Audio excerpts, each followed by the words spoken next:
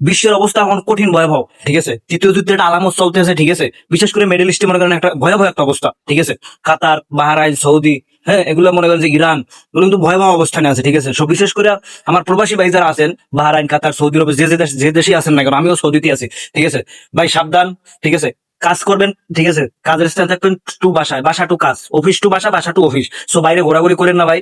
জীবন একবারই, ঠিক আছে। জীবনের অনেক মূল্য আছে, অনেক মূল্য আছে, এটা ভাই বুঝতে হবে আমাদের, ঠিক আছে। আপনার আমার এই যুদ্ধের ভিতরে আপনার আমার জীবন যায়, চলে যায়, ঠিক আছে। আল্লাহ যদি লেখা থাকে যাবে, কিন্তু ভুলবশত মনে করছে বাইরে যায় না, ঠিক আছে, যায়, কোনো দায় বা এর কোনো বিচার হবে না, কিছু হবে না, ঠিক আছে। সো নিজের জীবনের দাম দিয়ে নিজের চিন্তা করে নিজের ফ্যামিলির জন্য আসছেন বিদেশে, আপনি আমি যারা প্রবাসী ভাই আছি, ঠিক আছে, এবং কি আমরা ফ্যামিলির জন্য এখানে আসি, ঠিক আছে। সো আপনি এগুলাই দেখার জন্য যাইয়ে মানে নিজেকে সবসময় সেভ রাখার চেষ্টা করেন, ঠিক আছে।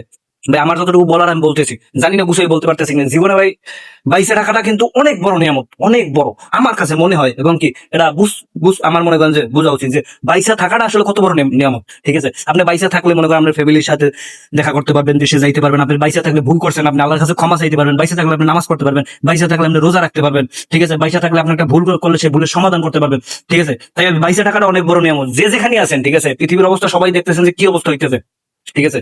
তো বিশেষ করে বাংলাদেশি ভাই যারা আছেন, ঠিক আছে, তো একটু সাবধানে থাকেন, সাবধানে চলাফেরা করেন, ঠিক আছে। অযথা বাইরে ঘোরাঘুরি করেন না, ঠিক আছে। কারণ দেখতেছেন যে কি অবস্থা হইতেছে, কোন জায়গায় কোন জায়গায় একটা পরে বুম, ঠিক আছে। অলরেডি দেখলাম যে এক বাংলাদেশে এক ভাইয়ের মনে করে অলরেডি চলে গেছে, প্রাণ, উনি মারা গেছে। আল্লাহ তাআলা তাকে ব্যস্ত নসিব করুক।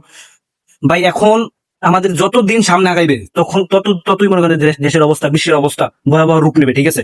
এখন আর এগুলো আর ঠান্ডা হবে না। আর ইসরায়েল তো মনে করেন যে এরা হলো জারস সন্তানের মতো, ঠিক আছে। এদের ভিতরে কোনো মায়া মহব্বত কোনো কিছু নাই, ঠিক আছে। এই জারস সন্তান কোনো একদিন এই পৃথিবীর বুকে থাকবে না, ঠিক আছে। ইনশাল্লাহ থাকবে না আশা করি। সো দয়া করে যারা প্রবাসী ভাই আছেন, দয়া করে একটু সাবধানে চলাফেরা করেন, ঠিক আছে। বাসা টু অফিস, অফিস টু বাসা, এর বাইরে কাজ না, যদি প্রয়োজন ছাড়া কোনোভাবে বাইরে বাইরে হইেন না, প্রয়োজন ছাড়া বাইরে বাইরে না, ঠিক আছে। আর নামাজ পড়েন, দোয়া করেন আল্লাহর কাছে, ঠিক আছে। মাফ চান আল্লাহর কাছে। আল্লাহ জানে আমাদের ভবিষ্যতে কি হইতেছে, কি অপেক্ষা করতেছে ভবিষ্যতে, একমাত্র আল্লাহ কি ভালো জান। তাই নামাজ পড়েন, দোয়া করেন, যেন আল্লাহ আমাদের এই দেশটাকে, আমাদের এই পৃথিবীর একটু শান্তি দেয়।